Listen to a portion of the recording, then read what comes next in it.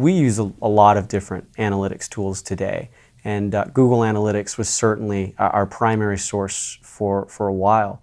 But partnering with Datium, growing with them, learning with them, and actually using multiple tools in conjunction with each other, we were then able to see that there was a piece missing, and that's where we were able really to learn the value and the strength of separate analytics platforms and platforms like Datium that allowed us, again, to see a bigger picture than what was simply presented out of one source, one tool. And even today, Datium is still not our single source of information. We have a multitude of analytics platforms that we use and we leverage and we combine to create, again, the full picture view of our marketing that we use to make the decisions today.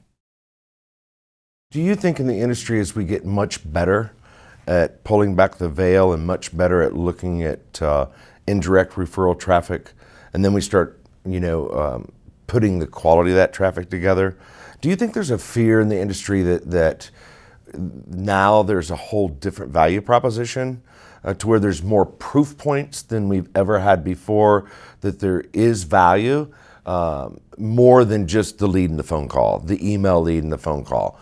Do you think that does support that there's a lot more value there than we've ever been able to see? And do you think the industry's kind of scared of that? It's finding that truth to be there where they didn't really want to, all they wanted to do is look at email and phone calls, as it would be.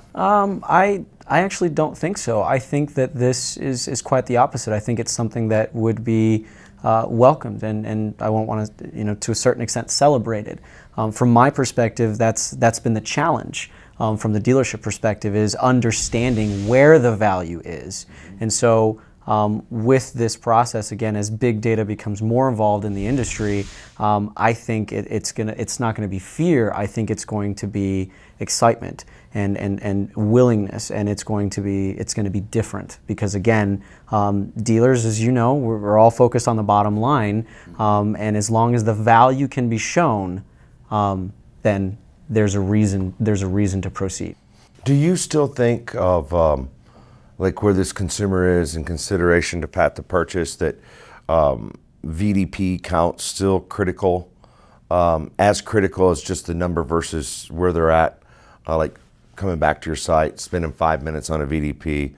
And then also too, do you think there's a direct effect of page views still today? Are the fundamentals, you mentioned this, the blocking and tackling, the fundamentals still, you still got to apply. You still got to do the same good things. And do you still use time spent on site, page views? Yes, we do.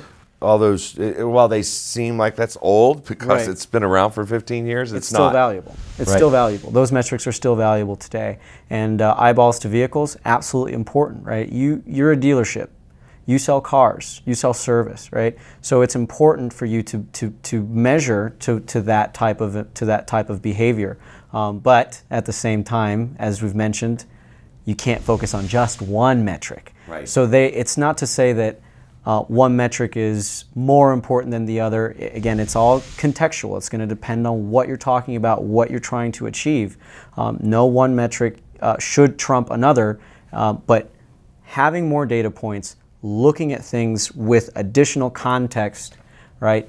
Not just time on site, page views per session, and bounce rate, but then also search to visitor, page per visitor, VDP views per visitor, lead to visitor, right?